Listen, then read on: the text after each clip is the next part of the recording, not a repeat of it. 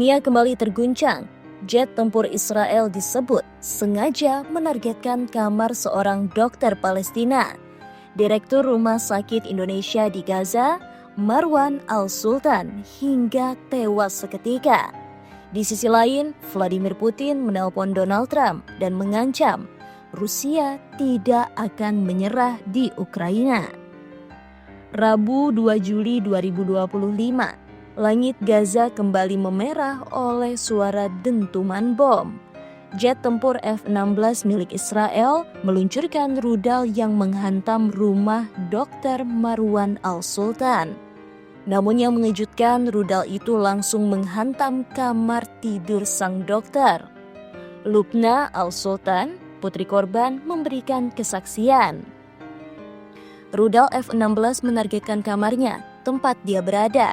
Semua kamar rumah masih utuh kecuali kamar ayah saya.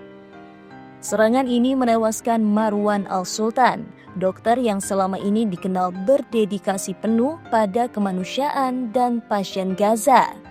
Rumah Sakit Indonesia tempat ia memimpin telah berkali-kali diserang, namun ia tetap bertahan hingga akhirnya menjadi martir. Dr. Marwan bukan tokoh biasa. Ia adalah simbol harapan rakyat Gaza.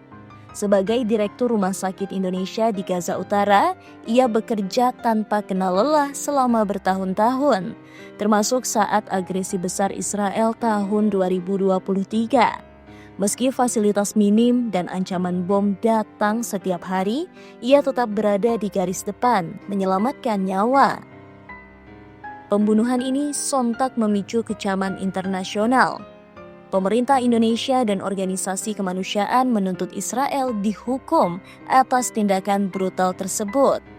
Banyak pihak menyebut serangan ini adalah aksi yang disengaja dan terarah, sebuah pelanggaran serius terhadap hukum perang dan hak asasi manusia.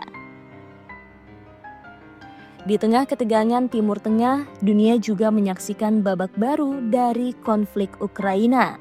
Pada Kamis 3 Juli, Presiden Rusia Vladimir Putin melakukan panggilan telepon ke Presiden Amerika Serikat Donald Trump. Dalam panggilan berdurasi hampir 1 jam itu, Putin menyatakan dengan tegas, Rusia tidak akan menyerah pada tujuannya di Ukraina.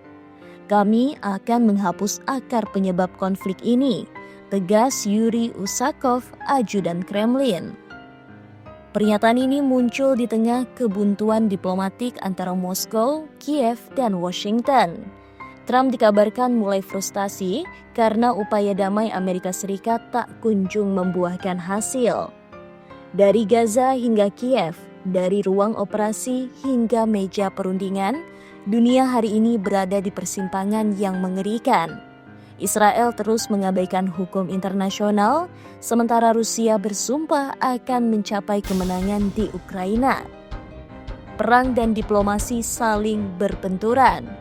Dan dalam setiap konflik itu, nyawa warga sipil dan pekerja kemanusiaan seperti Dr. Marwan menjadi korban. Pembunuhan seorang dokter, pengabaian terhadap hukum perang, ancaman terbuka dari kekuatan nuklir seperti Rusia, dunia seolah sedang diuji. Apakah hukum internasional masih punya wibawa? Apakah suara korban masih terdengar? Kami ingin tahu pendapat kalian di kolom komentar. Haruskah komunitas internasional bersikap lebih tegas?